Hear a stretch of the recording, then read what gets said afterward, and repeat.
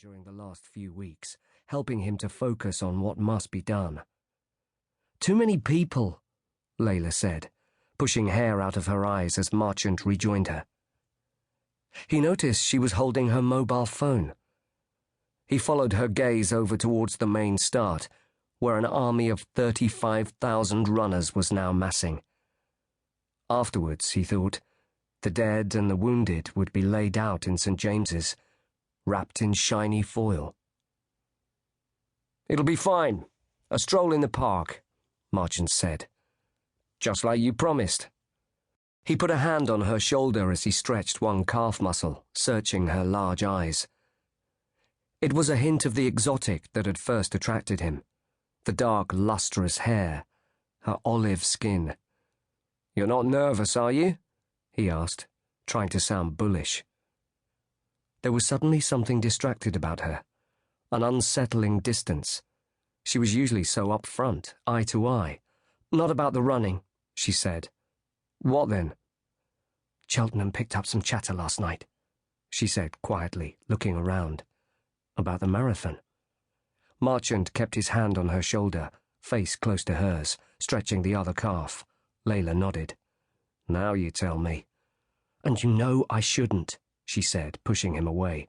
"Paul's just called. Heard I was taking part." "Paul? What's he monitoring these days?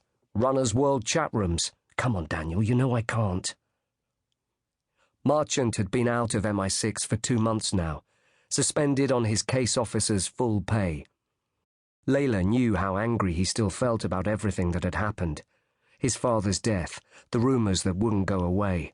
She knew the toll it was taking on his health too, the late, solitary vigils at the pub. Marchant's youthful features were tiring around the eyes, a greyness starting to fleck his dirt-blonde hair. He was only 29, but sometimes in a certain light, Layla looked at him and thought she saw his father. "Remember not to go too fast at the beginning," she said, changing tack as they jogged over to join the crowded start. Layla still worked for MI6, although she often wondered why. The service was slowly killing them both. "That shouldn't be a problem." Marchant surveyed the sea of people around him more carefully now. "Remind me why we're doing this." "Because you love running. And because you love me." Layla brushed her lips against his cheek as a helicopter arced across the South London sky. "More than you should." She had never kissed him like that before. Earlier, she had woken him very differently, pulling him up through the languid hours of dawn with a passion that had almost frightened him. "Shouldn't we be saving our energy for the marathon?" he had whispered afterwards, the rising sun filtering through the blinds of her Canary Wharf apartment. His eyes ached at the thought of all that daylight. "My mother always told me to live each day as if it was the last." "My dad used to say something similar, only in Latin." She lay with her head on his chest, eyes open, stroking his stomach. A police siren faded somewhere near the Thames. "I'm so sorry about your father." "Me too."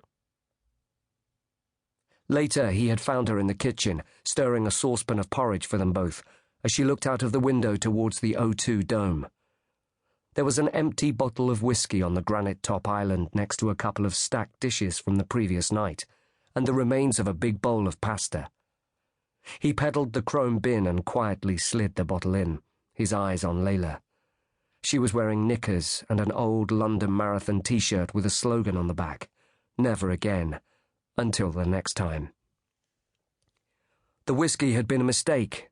He realized that now. The next time he would realize earlier. The pain behind his eyes was spreading. "What's this?" he asked, picking up a single sheet of paper from the island.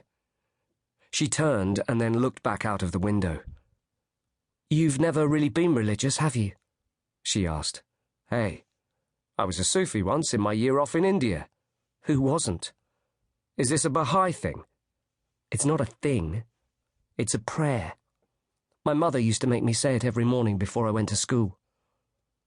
Layla wasn't particularly religious either, but she had grown interested in her mother's Baha'i faith in recent months. Marchant's own knowledge of it was